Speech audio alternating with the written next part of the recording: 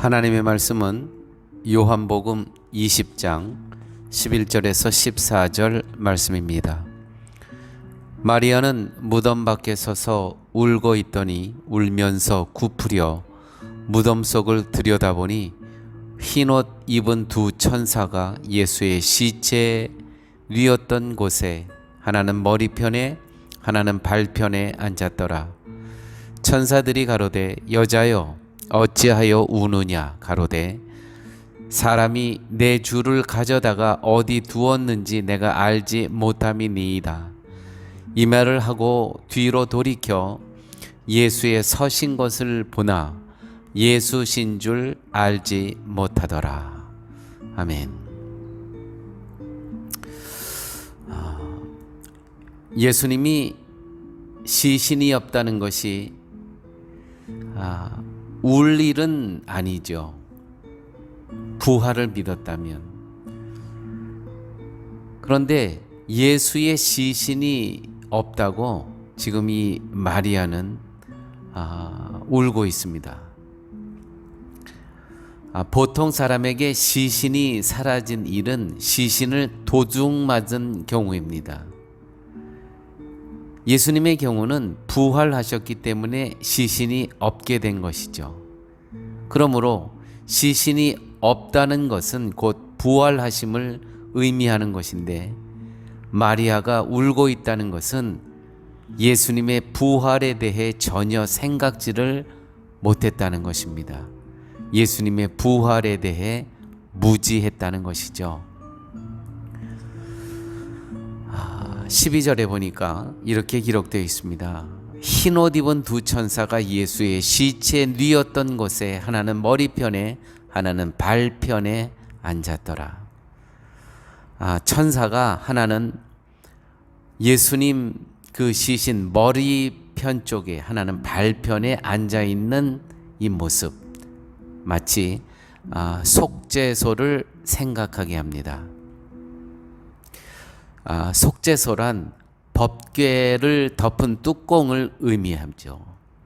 시은좌라고 말하기도 하는데 당시 이스라엘이 하나님께 제사 드릴 때 희생 제물의 피를 가지고 지성소로 들어와서 법궤의 뚜껑인 속죄소에 피를 뿌림으로써 이스라엘의 죄를 용서받았던 것이죠.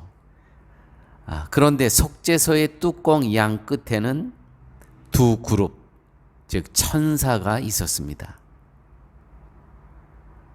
이것이 무덤의 천사 둘이 예수님의 시신이 있던 곳에 양 끝에 앉아 있는 것과 같은 모습을 보여주고 있습니다. 결국 무덤의 광경은 구약의 속죄소의 모습을 그대로 실현하여 보여주고 있다는 것이죠. 결국 무덤의 광경은 죄인으로서 죽어야 할 자들이 어린 양이 대신 죽음으로써 죄를 용서받았음을 보여주고 있는 것입니다. 이것이 바로 십자가 사건이라는 것이죠.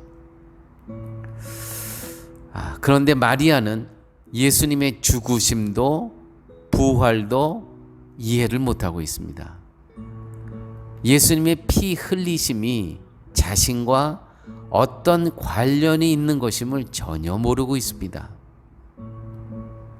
그래서 마리아는 예수님의 시신만을 찾습니다. 그건 예수님이 죽었다는 것이죠. 다시 살아나셨다는 것에 대해서는 조금 더 생각을 못하고 있습니다. 부활은 생각지도 원하지도 않고 있는 이 마리아의 모습을 보고 있습니다. 부활 없는 예수만을 찾고 있습니다. 이 시신이 도대체 어디 갔냐 이겁니다. 예수의 시신으로 만족하겠다는 것이죠. 정말 여러분 그렇습니까? 부활 없는 십자가에 죽으신 예수님으로만 만족하십니까? 마리아가 그랬다는 거예요. 어쩌면 우리의 삶 속에서도요, 죽은 예수의 시신만 찾는 그러한 성도들이 의외로 많습니다. 죽은 예수 시신으로 만족하겠다는 것이죠. 이미 그분은 부활하셔서 살아나셨는데, 마리아의 수준에서 예수님을 생각하는 사람들이 정말 의외로 많습니다. 예수님의 죽으심과 부활하심에 대해서는 무관심합니다. 그것은 내 알 바가 아니고 나는 다만 예수님이 나의 세상의 복을 채워주기만 하면 된다는 식의 신앙. 그분이 십자가에 돌아가셨든 아니면 부활하셨든 관심이 없습니다. 이 예수가 내가 이 땅에 살아가는 데에 성공과 또 물질의 축복과 자녀의 축복과 건강의 축복만 허락해 주신다면 그걸로 다 됐다는 것이에요. 바로 이것이 세상의 종교입니다. 그러나 기독교는 다르죠. 이들은 자신의 일에서 예수님이 없다는 것 때문에 웁니다.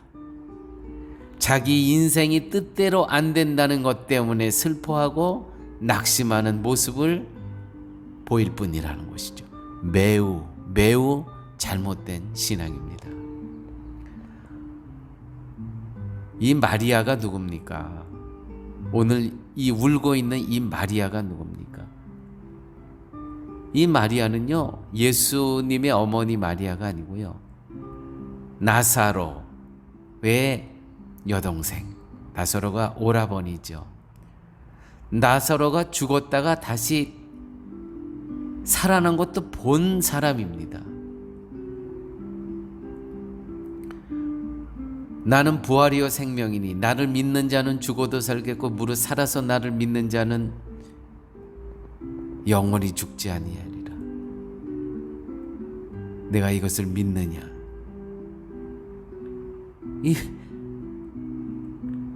이 가정이 이 신앙 고백을 했던 가정이에요. 마리아, 마르다, 나사로. 특별히 죽은 자 오라버니가 다시 살아났던 그 역사를 갖고 있었던 예수님의 역사를 알고 있는 이 가정에서 지금 예수님의 부활에 대해서 전혀 생각하지 못하고 있다는 것입니다. 시신이 있다는 것은 죽음의 세계를 뜻합니다. 시신이 없는 것은 죽음의 세계를 벗어나 있다는 것이죠. 이것이 부활의 세계입니다. 그러므로 부활의 세계는 죽음이 없는 생명의 나라입니다. 죽음조차도 우리를 절망으로 이끌어가지를 못하는 생명의 나라입니다. 성도가 바로 이 나라에서 살아가고 있다는 것이죠. 생명의 나라는 부활하신 그리스도가 살아 역사하시고 간섭하시고 다스리시는 나라입니다. 그러므로 이 나라에는 염려와 금신과 걱정이 없습니다. 모든 것을 주님이 책임지시기 때문입니다. 세상의 어떤 일도 우리를 염려로 끌어가지를 못합니다. 왜냐하면 이미 죽음을 넘어서 영원한 생명을 소유한 자로 살아가기 때문입니다. 성도가 바로 이 나라의 백성입니다. 아버지 하나님 감사합니다. 저희들은 의롭다 여김을 받을 자격이 아무것도 없는데 예수 그리스도로 인해서 그분의 우리의 모든 죄를 속죄해 주심으로 우리가 하나님으로부터 의롭다 여김을 받게 하여 주시고 영원한 생명의 나라의 백성으로 살게 하여 주신 은혜 아버지 하나님 감사합니다. 이 은혜를 나만이 기뻐하고 누리는 삶이 아니라 이 영원한 생명, 영원한 나라를 전하며 살아갈 수 있는 저희의 삶 되게 하여 주옵소서. 예수님 이름으로 기도드렸습니다. 아멘.